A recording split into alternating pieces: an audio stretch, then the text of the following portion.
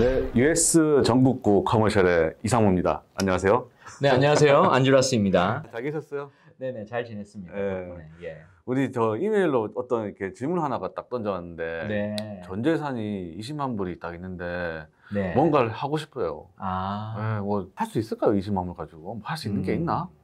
상무님 어떻게 생각하세요? 저 같으면 안 쓰죠. 아, 그래? 네. 안 쓰면 그 돈을 뭐 투자고 뭐고 그냥 다 넣어놓죠. 그냥 쭉 품속에.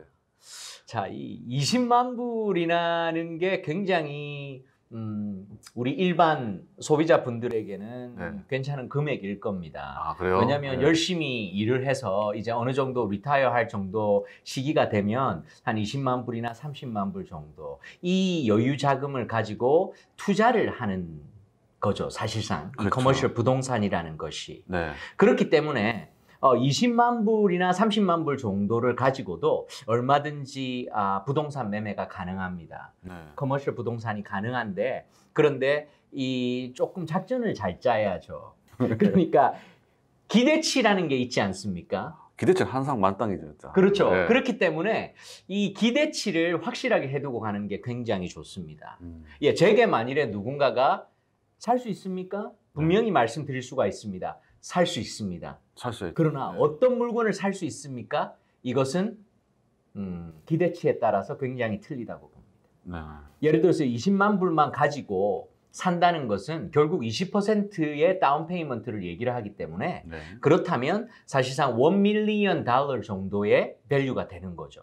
그러면 1 밀리언 정도의 커머셜 부동산 어떤 것들이 있을까?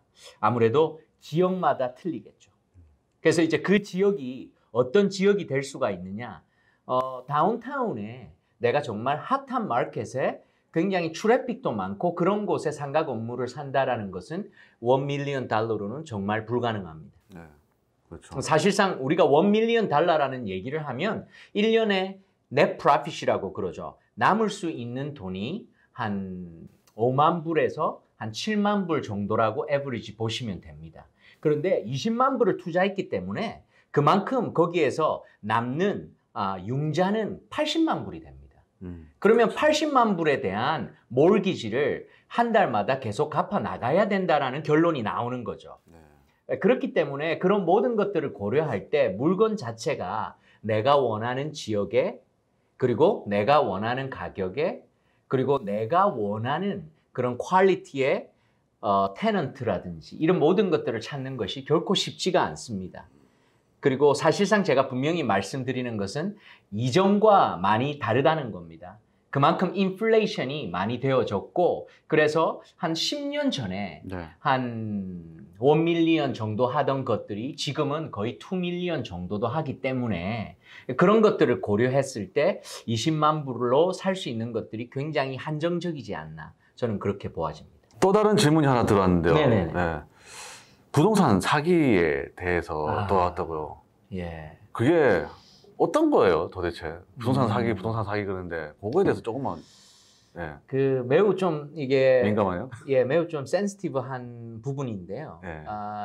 제게 오는 손님들도 보면 이렇게 이전에 사기를 당한 경험에 대해서 좀 말씀하신 부분들이 분명히 있습니다. 네. 그러나 뭐 아시다시피 이런 사기나 이런 부분들은 양쪽을 다 들어봐야 되는 거죠. 그렇죠. 예, 솔직히 냉정하게 저도 뭐 편을 드리고 싶지만 이 양쪽을 다 들어봐야 되는 내용입니다. 자, 과연 어떤 사기가 있을까요? 네. 우리가 일반적으로 얘기하는 사기라는 컨셉은 문서 위조? 아마 이런 부분이 가장 사기에 타당하는 부분이겠죠. 어떤 부분이 문서 위조냐면 예를 들어서 호텔 모텔이 있어요. 근데 호텔 모텔에서 매상이 어느 정도다라고 나왔는데 그 매상이 실질적인 매상이 아닌 거죠. 조작을 그런 거겠죠. 경우에는 조작이죠. 네. 그것은 100% 사기입니다. 네. 그러나 그런 경우도 가끔씩 커머셜 부동산에서 있기 마련입니다. 그러니까 그런 부분들을 굉장히 조심해야 되고 그렇기 때문에 공식적인 문서, 텍스 리턴이라든가 아니면 전문적인 이제 프랜차이즈에서 나오는 이런 모든 이 숫자들을 종합해서 네. 이 정확한 판단이 되어야겠고요. 그리고 또 일반적인 분들이 말씀하시는 나 이런 부동산에서 사기당했다라는 어떤 그런 부분에 대해서는 기대치라고 저는 말씀을 드리고 싶네요. 사실상 생각하는 기대치.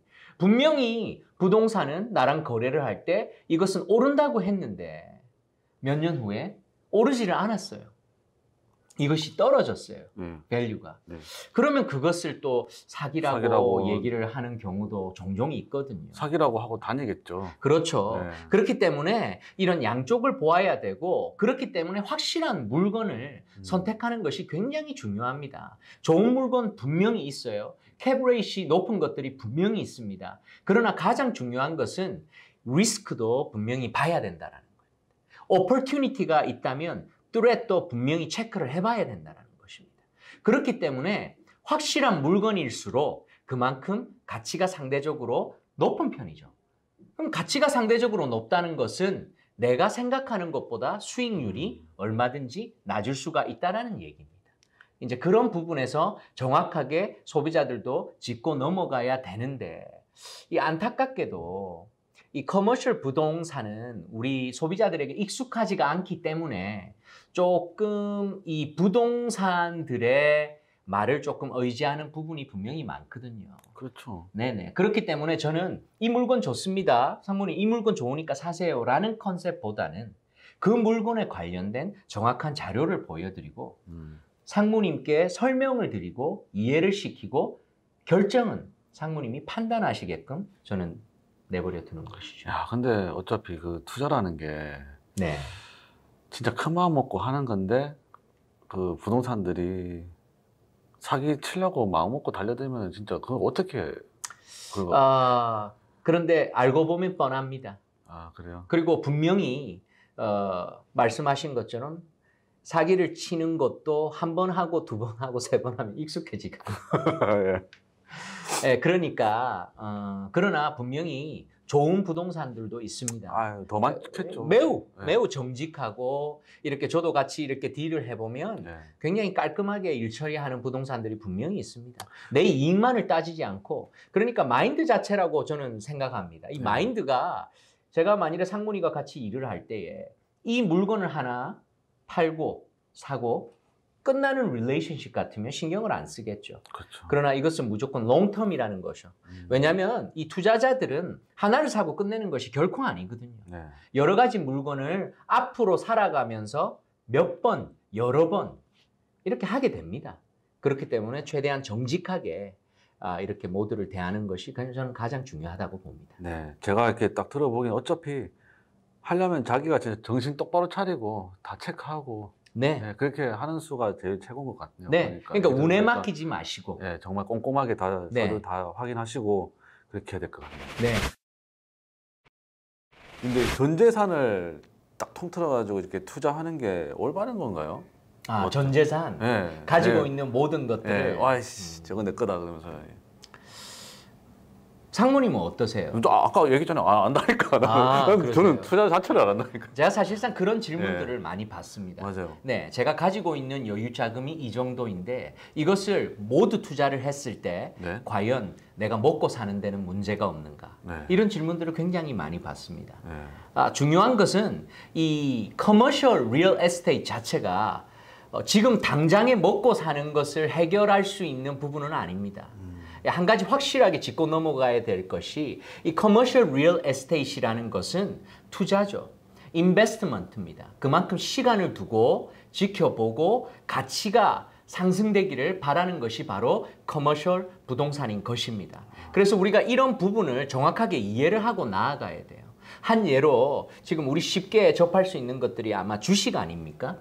스탁 같은 것들. 많이들 하시죠. 그러나 스탁을 하시는 분들이 전 재산을 털어놓고 스탁을 사서 하진 않죠. 지금 당장 먹고 사는 것에 고민을 한다면 그 누구도 스탁을 살 수가 없죠. 그러나 스탁을 하시는 전문가들이 추천하는 것은 스탁을 사놓고 잊어버리고 몇 년 후를 바라봐라. 그러면 이 트렌드라고 그러죠. 쭉 올라가는 것에서 분명히 이익을 얻을 것이다 라고 그런 얘기를 하는데 이걸 계속 급하게 사고 팔고 하다 보니까 그만큼 루즈가 되는 것이죠. 커머셜 부동산도 비슷한 개념이라고 보시면 됩니다. 일단 지금의 가치를 사놓지만 내가 만일에 20만 불이라는 가치가 있는데 이것을 은행에 넣었을 때 네. 뭐 1년이 지난 후도 그대로 뭐 20만 불? 그죠? 네. 한 뭐 5년이 지나도 한 20만 불.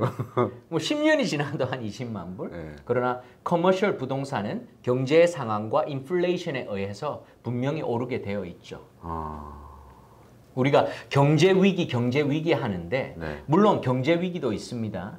2008년에 서프라임 모기지가 왔을 때 모든 부동산들이 다 크러쉬가 됐었죠. 네. 그런 경제 위기가 분명히 있습니다. 하지만 결과적으로 역사상 지난 일을 돌아본다면 트렌드라고 그러죠. 네. 이렇게 업앤다운이 있지만 결국에는 올라가는 것이 바로 트렌드입니다. 그래서 저는 사놓았을 때 가치의 상승이라는 부분에 대해서는 저는 분명히 개런티를 하고 있습니다. 그 시기가 지금도 괜찮아요? 이제 코로나 이제 막 그래도 백신도 나오고 하는데 네. 지금 시기는 좀 어때요? 지금 시기는 참 그런 질문도 또 많이 해요. 네. 시기가 과연 어떤 시기인가? 참 제가 커머셜 부동산을 하는 입장이지 않습니까? 네. 이제 이런 입장에서는 항상 가장 좋은 시기라고 얘기를 하겠죠. 그죠? 이제 셀러 마켓일 때도 있고 바이어 마켓일 수도 있습니다. 이 모든 것들은 형성되는 기준이 서플라이가 많으냐, 디맨드가 많으냐. 그러니까 물건들이 남아 넘치느냐. 그러면 가격은 저절로 다운이 되겠죠. 그러면 사기에 굉장히 좋은 시기다. 그러나 물건이 남아 넘친다. 이런 것들은 그러면 좋은 시기가 되지 않는다라고 많은 분들이 전문적으로 그렇게 얘기를 하고 있습니다. 저는 절대로 그렇게 보지 않습니다.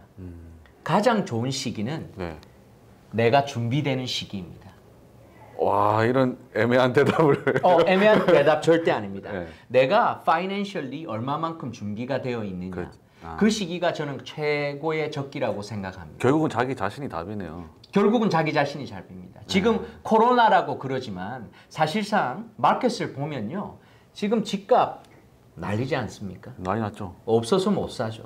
이런 마켓 누가 예상이나 했겠습니까? 그렇죠. 코로나임에도. 그러나 지금 커머셜 부동산도 보면 지금 분명히 위험 부담이 있음에도 좋은 물건이 나오면 없어서 못 삽니다. 그러면 우리 윤 사장님은 예. 저희가 이제 20만 불대로 이렇게 딱 투자를 해서 추천해 주실 만한 이렇게 매물이 좀 있으신지. 지금 현재 그러니까 어떤 곳을 바라보느냐에 따라서 좀 틀립니다. 솔직히 애틀란타 지역의 메트로 다운타운을 원하시는 경우 물건이 있다고 보기는 어렵습니다. 그렇죠. 네, 굉장히 타이트합니다. 왜냐하면 그만큼 가격대 그리고 그만큼 디맨드가 굉장히 많거든요. 그렇기 때문에 찾기가 조금 어렵다고 봐야죠. 그래서 예전에도 말씀드렸듯이 꼭 내 버짓이 1밀리언인데 꼭 사야겠다. 네, 있기는 있습니다.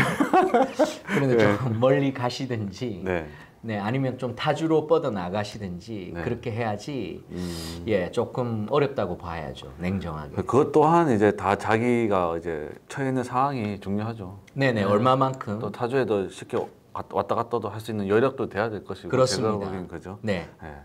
알겠습니다. 오늘도 너무 좋은 정보 감사드리고요. 그리고 여러분도 혹시 뭐 질문사항이나 궁금한 거 있으시면 언제든지 이메일이나 우리 안드레아스 윤 사장님께 연락하셔서 물어보시면은 이렇게 사투리로 정감 있게 설명 들으실 수 있을 것 같습니다. 오늘 수고하셨고요. 우리 다음 주에 또 다다음 주에 또 만나 뵙겠습니다. 감사합니다. 안녕히 계세요.